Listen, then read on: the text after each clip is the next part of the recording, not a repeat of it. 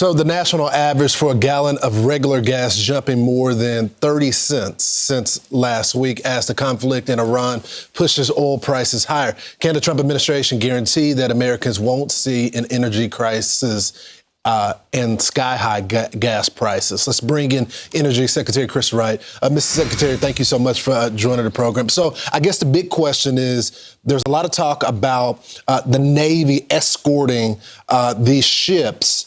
How quickly will that be done? Well, as quickly as we can. You know, right now, all the U.S. military assets, and God bless the men and women in the United States military, all of their focus right now is to suppress Iran's ability to wreak havoc on their neighbors and on Americans in the area. So first, we got to get their ability to cause trouble way down. And then as soon as it's reasonable to do it, we'll escort ships through the straits and get the energy moving again. Why did we decide to allow India to buy that Russian gas?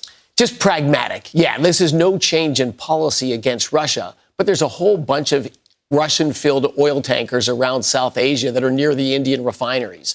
India and all the Asian countries get a lot of oil out of the Straits of Hormuz. So that's where the problem is. We just want pragmatic answers to get oil in so those refineries can keep running. Why can't we give Europe and Asia, because I saw the report of them they're being impacted by this. Why can't we just sell them American oil? And we are, of course. It's just longer ship transit. You know, most of our oil goes to the Western Hemisphere and does go to Europe, but the Asian nations, just longer ship travel. So just to move quickly, let's take some floating barrels that are on the market and move them into refineries. Before I get to why you're in New York. These are all temporary. We're not going to, this is not a change in policy to that towards point, Russia. When will there be some relief for folks at the pump? Do we expect this to last weeks, or do you think, you know, with the mitigation that the administration is putting in place right now, that we should see the gas prices start to come back down? Yeah, I think it's of order weeks. I would say in the worst case, but it's weeks, not months.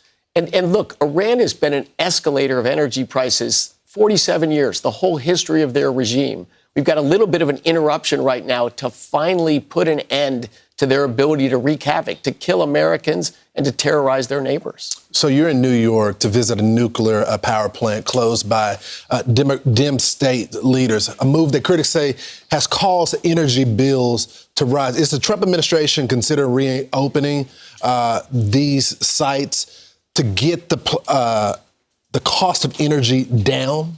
Absolutely. Look, that is the Trump administration's, leading objective on this. The Biden administration in 4 years, they just drove the price of everything up. Electricity, natural gas, home heating, diesel, jet fuel. They drove them all up, and that was their policy.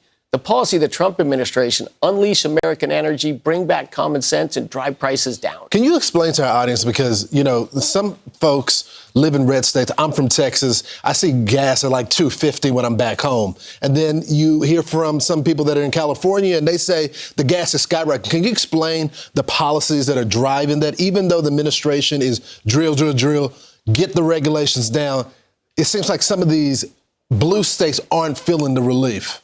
They aren't. But of course, the Trump administration, we want to help every state. But it is political choices that leaders make that make energy expensive. Like one of the reasons I'm here in New York, the New England states have crazy high electricity price for one reason. They blocked a natural gas pipeline that would go from Pennsylvania through New York State and lower everyone's electricity prices and allow job creation in New England. But the politics of, sort of a climate cult was we can't have any more hydrocarbons. They stand in the way of stuff and just make it more expensive. Yeah, it's just like in California. They don't want to drill, but they want to buy it from other countries as well. So they're doing the same damage to the environment. It's really crazy. And I think that's what's great about the Trump administration. He's not worried about upsetting this industry group or that industry group. He just thinks about American people. How can I lower prices? On electricity, Lawrence, there's 28 states that passed these renewable portfolio standards. They said it was going to be cheaper and cleaner and greener. It's none of the above. But those 28 states, on average, have 50% higher electricity rates than the other 22 states. Let's bring common sense to all 50 states. It's all common sense. Thank you, Mr. Secretary.